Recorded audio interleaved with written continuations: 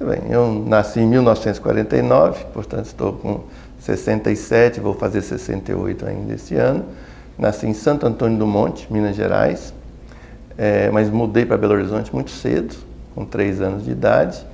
Estudei na Faculdade de Medicina da UFMG, onde me formei, e fiz a especialização, a residência de pediatria, o mestrado e o doutorado também na UFMG. Sou casado com uma psicóloga, Gláucia Rezende Tavares, e tivemos 2 filhas. A caçula, infelizmente, faleceu aos 18 anos de idade, num acidente de carro, e a minha primogênita está hoje com 30 e poucos anos, e tem uma filhinha que é a minha neta Bárbara. O acidente aconteceu em 1998, e foi realmente, claro, que marca muito, né? É um golpe muito grande, mas felizmente eu e minha esposa resolvemos que a gente não poderia nos deixar abater por isso. Então, na verdade, nós conseguimos, de alguma forma, elaborar esse luto. Formamos, inclusive, uma associação, né, que chama API, que quer dizer Apoio a Perdas Irreparáveis. Então, está fazendo exatamente 18 anos agora, em que a gente dá apoio aos enlutados. E como fruto dessa parceria, dessa associação, a gente já publicou 2 livros. O primeiro há 14 anos atrás, que é Do Luto à Luta, e agora, esse ano, a gente publicou E a Vida Continua.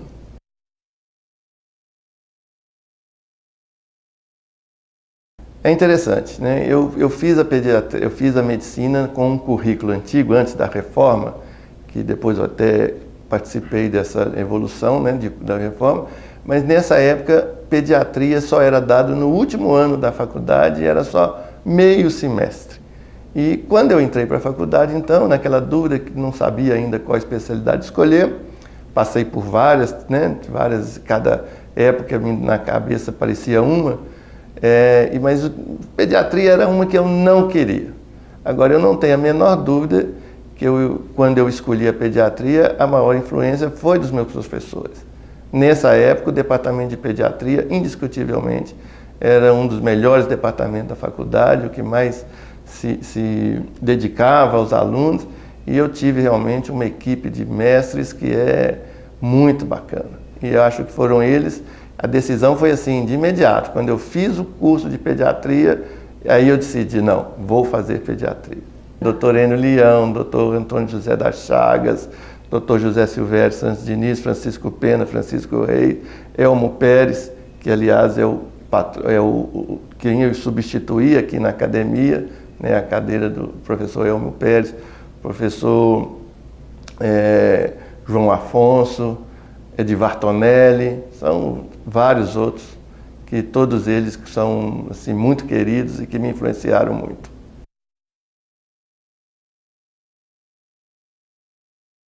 Eu substituí o Elmo, ele foi o primeiro titular, e eu o substituí quando faleceu.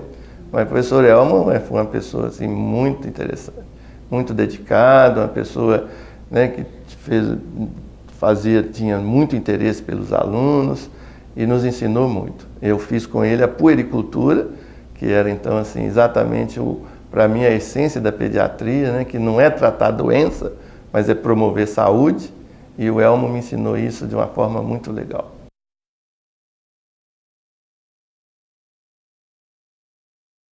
Bom, durante a pediatria também eu passei por várias subespecialidades, né?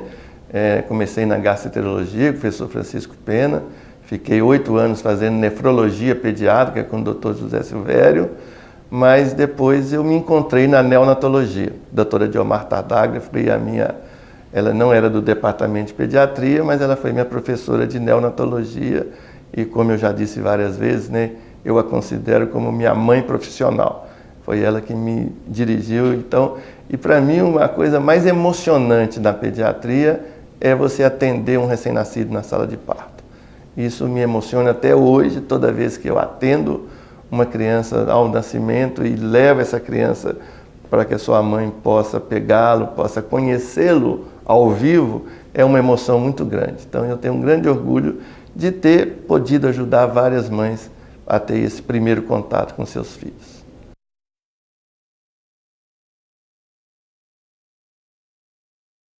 Mais uma vez, meus professores, né, me entusiasmaram e me incentivaram. Então, quando eu terminei a residência em 1974, em 1975 eu já fiz o concurso para docência. Então, logo depois da residência, eu comecei a trabalhar como professor. Fiquei 6 meses, de janeiro a julho, como voluntário no departamento de pediatria do UFMG. Em agosto de 75 eu fiz o concurso e fui efetivado como professor. Então, assim, adoro, né? E continuo professor até hoje e adoro realmente a docência, a pesquisa e principalmente o contato com as pessoas mais jovens, passar para eles algum tipo de informação.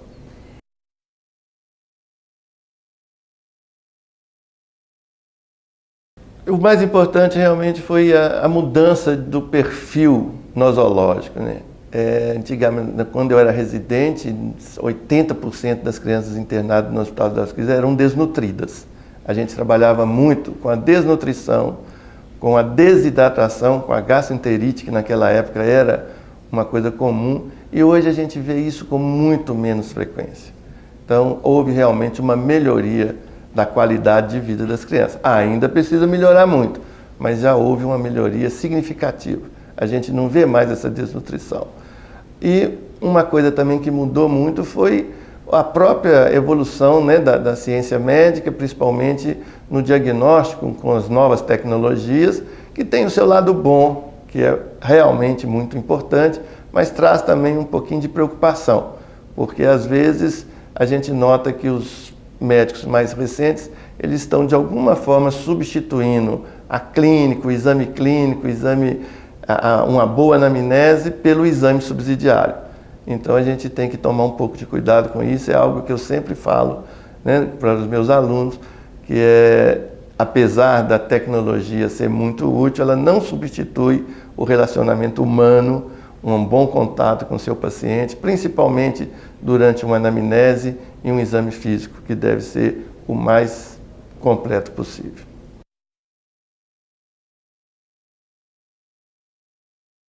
É claro que é uma fonte de conhecimento, né? Eu me associei à Sociedade Mineira de Pediatria logo que eu terminei a minha residência, sempre participei,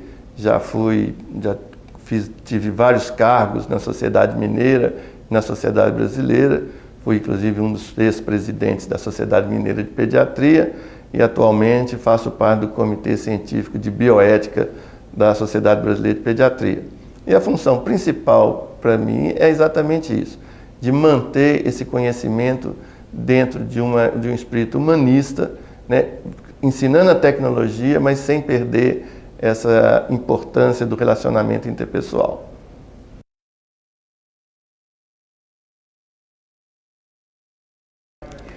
Para mim foi uma honra enorme, né, quando foi sugerido que eu me candidatasse à Academia Mineira de Pediatria. Eu não esperava isso, no meu discurso de posse eu falo isso, eu não me sentia que fosse um dos escolhidos, mas é muito importante, à medida que a gente vai tantos anos de profissão, e de repente a gente renova isso de uma forma diferente. Exatamente porque na academia a gente não tem tanta preocupação com a doença, com o diagnóstico, mas sim com essa socialização, com o aspecto social da pediatria, que a gente pode ajudar mais pessoas, principalmente pessoas não ligadas diretamente à academia. Então eu acho que é uma função muito importante da gente manter essa troca de ideias, de uma forma socializando o conhecimento dos professores de pediatria para a sociedade.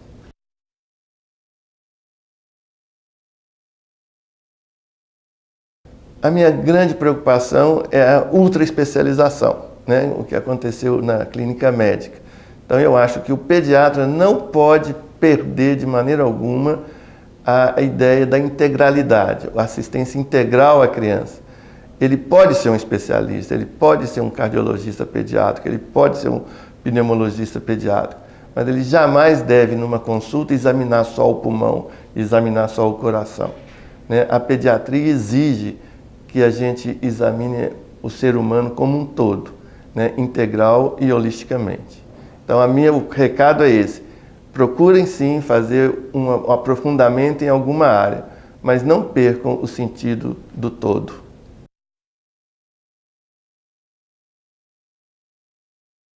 Minha esposa é psicóloga, ela está atendendo a mãe de uma ex-paciente minha. E ela me contou uma coisa que eu achei engraçadíssima.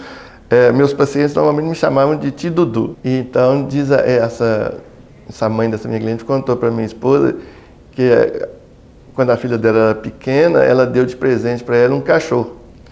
E que ela perguntou como é que ele ia chamar. Ela falou: "Oh, mãe, eu quero chamar ele da pessoa que eu mais gosto. Ele vai chamar Tio Dudu. E o cachorro dela chama Tio Dudu." Mas é muito legal, né? Quer dizer, diz ela que o primeiro nome que veio na cabeça da criança foi Tio Dudu. Hoje a menina né, aliás, aí ela complementou, falou que que agora ela já estava grande, vai estar inclusive grávida, e que ela gostaria de pôr o nome de Eduardo no filho dela, mas já que o cachorro chama Tio Dudu, que não vai dar. Né? Uma coisa interessante, engraçada que aconteceu, você deve ter feito, não sei se ele já fez a entrevista também, Dr. Zé Maria Penido. Pois é, então na época nós dois usávamos cavanhaque e nós dois eram muito parecidos. Muita gente acha que a gente é parecido, né? Na época mais, porque na época também eu tinha cabelo, hoje eu tô careca, ele não. Mas na época nós tínhamos cabelos pretos, os dois, tal, cavanhaque preto, nós éramos muito, assim, muita gente confundia. E nós trabalhávamos junto no consultório. Então, um dia, ele estava atendendo um paciente, uma criança, e ele ficou numa dor. A gente fazia muito isso, né? Pedia um colega para dar palpite, para ajudar. Então, ele me chamou. Falou: "Dudu, vem cá, vem ver esse menino aqui." Aí, na hora que eu entrei, o menino olhou assim, olhou para o Penido, olhou para mim, olhou de novo e falou: "Ó você ali, ó." Falou pro Penido: "Ali, ó você ali." Como é que eu tô vendo dois aqui?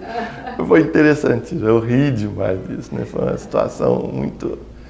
E uma coisa que eu tenho muito orgulho de falar, dois clientes meus que tiveram uma cliente prematurinha, muito grave, em que várias vezes eu tinha achado que ela não ia sobreviver, era muito prematura, numa época que não tinha unidade de tratamento intensivo neonatal ainda, né?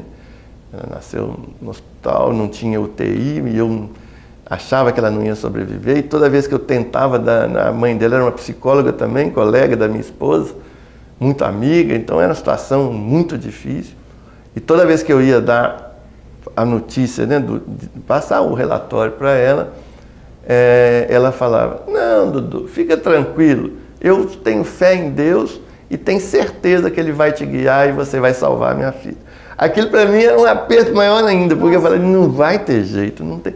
Mas claro, né, nós fizemos tudo que foi possível, fizemos inclusive na época, quando estava começando a nutrição parenteral, não existia nutrição parenteral no hospital, mas aí o Dr. Paulo Pimenta, que na época era recém-formado e estava fazendo isso, ele nos ajudou, nós montamos um jeito de fazer e tal. Conclusão, essa menina sobreviveu, e aí na festa de 15 anos dela, ela dançou a primeira valsa com o pai e a segunda valsa foi comigo. Que a mãe da filha, ela fez questão. A segunda valsa, antes dos tios, mas era o primeiro pai, dançou a valsa, a segunda valsa foi comigo. Então, assim, foi uma emoção muito grande. E a outra emoção, uma filha de um colega que teve uma meningite neonatal também, um caso muito grave, que todo mundo tinha a certeza de que ou ela não sobreviveria, e se sobrevivesse, iria ficar com uma sequela, mas felizmente a gente fez fizemos tudo o que era possível na época, e hoje ela é uma pediatra. Ela não só sobreviveu, praticamente sem sequela, um pequeno problema motor, mas muito, muito discreto, e estudou, fez medicina, e hoje ela é uma das pediatras. Então, esses dois casos, para mim, assim, é o orgulho, né, da minha profissão como pediatra.